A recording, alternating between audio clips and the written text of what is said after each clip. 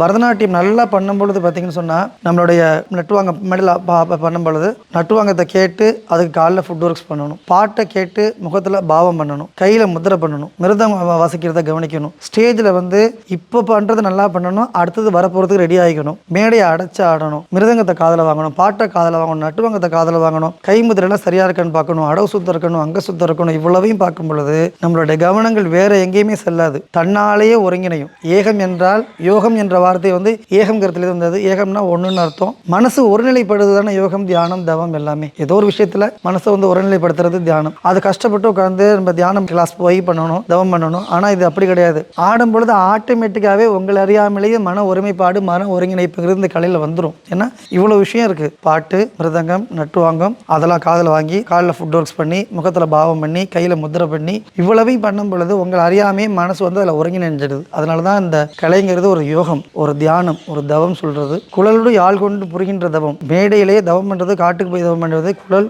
யாழ், மிருதங்கம், மத்தளம், பாட்டு, நட்டுவாங்க போன்ற பக்கவாத்தியங்களோட மேடையிலே பண்ணக்கூடிய ஒரு தவம், ஒரு யோகம்ங்கிறது இந்த நாட்டிய கலை அப்படி சொல்லுவாங்க. அபிநயம் காண்பதும் அதில் மனம் தோய்வதும் வீடு பேரு தருமின்னு சொல்லிட்டு ஒரு பாட்டில் கூட சொல்லியிருப்பாங்க. அதாவது கரெக்டான வார்த்தை. மனசு ஒன்றி அந்த உள்ளுணர்ந்து மனசுல வாங்கி அதை முகத்து மூலமா வெளிப்படுத்துறது தானே பரதக்கலை. அப்ப அதை உணரணும். உணர்ந்து எந்த அளவுக்கு உணர்றீங்களோ அந்த அளவுக்கு பாவம் நல்லா இருக்கும்.